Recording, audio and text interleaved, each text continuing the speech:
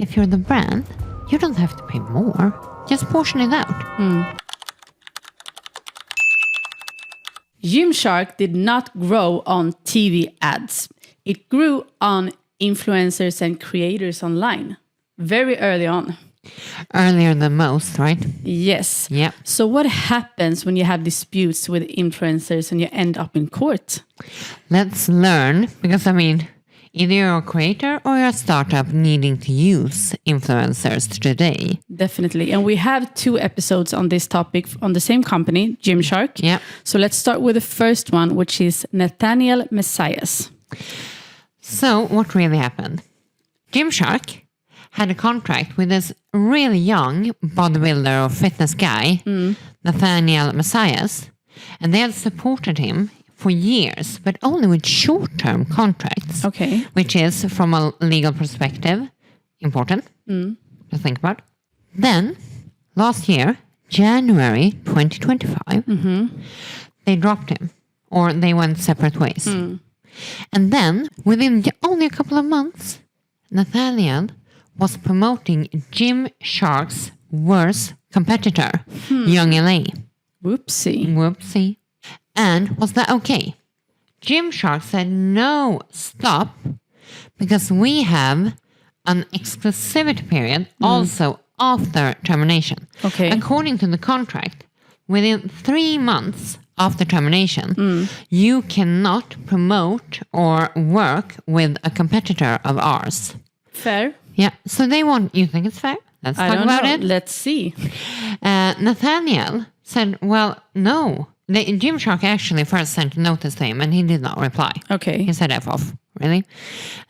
So they sent to court an injunction. An injunction is when you go to court and say, according to the agreement, Ida cannot post these posts because she's doing advertising for a competitor of ours and she has an exclusivity for 3 months.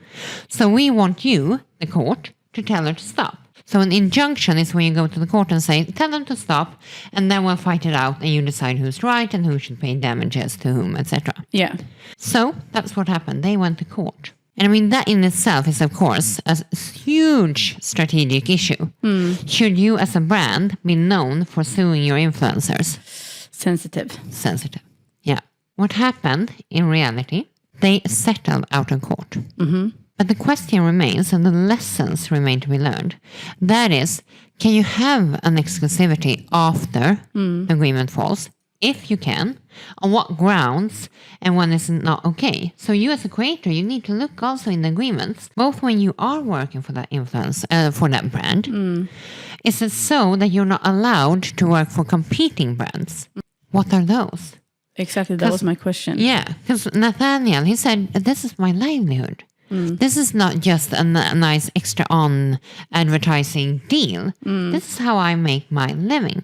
So if you forbid me from making my living, I cannot put food on the table. And this is actually a classic issue. It's not new in the influencer world. We've had this with consultants and employees forever. Because let's say you're a dentist and I fire you. Yeah. And then say, oh, you have a non-compete for 6 months. And you say, well, I'm a dentist. That's my expertise. If I'm not allowed to work, I'll starve. And then the courts typically say that that is not okay. You can only have a non-compete if it's a real, genuine commercial interest for me to forbid you to work in as a competitor. And you using your skills as a dentist will not suffice. And if I impose exclusivity post-termination, I typically need to pay you some salary, some payment. Because if you cannot go out and get payment for somebody else, you should get some compensation for me, right? Of course. Yeah. So if you are dead set on having a post-termination exclusivity, consider if you can pay something during that period as well. So that's one thing. Consider what is a competitor at all. Because, was it only like gym clothes? Could you have running shoes? Could you have hats? Could you have fitness equipment, etc., etc., so right? It needs to be very clear and set from the beginning. Yeah. And you as a creator, you want it as narrow as possible, right? Of course. Because then you have all of these other deals you can make. You as the brand want it to be clear and as wide as possible often. Because then there's no chance that... Because if you look at it from Gymshark's perspective, then I mean, if they say we put years into building you, man, you are synonymous with Gymshark. We have you in all our channels. So now if you have this link, click and buy, people might even get confused. It might be our investments that drive sales, right, to YoungLA. Yeah.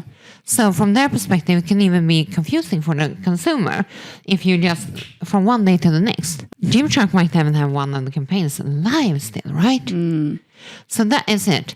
Make sure you know what a competitor is. Make it clear for both parties' sake. Make sure that if you have a post-termination exclusivity, get some kind of payment. And pro tip, if you're the brand, you don't have to pay more. Just portion it out.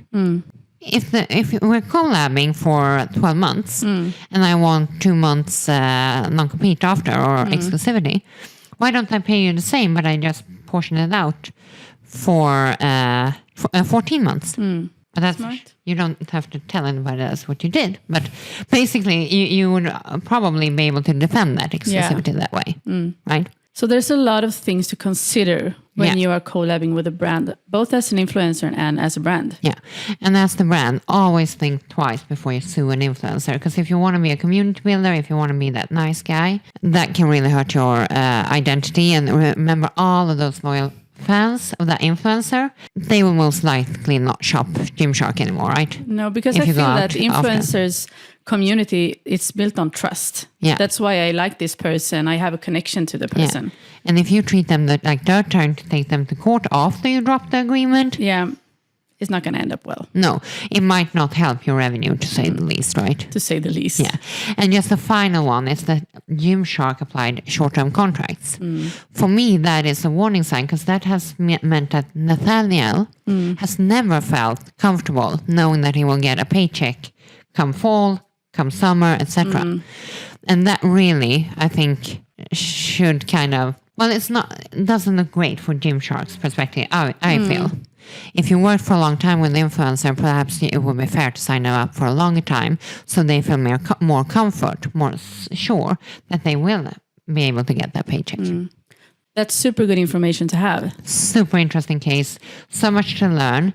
Next case is about dropping an influencer when you realize that they are not right for your brand. Oh, so that takes us really to sticky. case number 2 then. Thank you so much for sharing that, and stay tuned because we have more episodes on this topic. And thank you so much for sharing, Kat. So you know what to stay out for, just as a creator, as a brand, as a startup, as a business owner. Yes, let's go. Hej då! Hej då!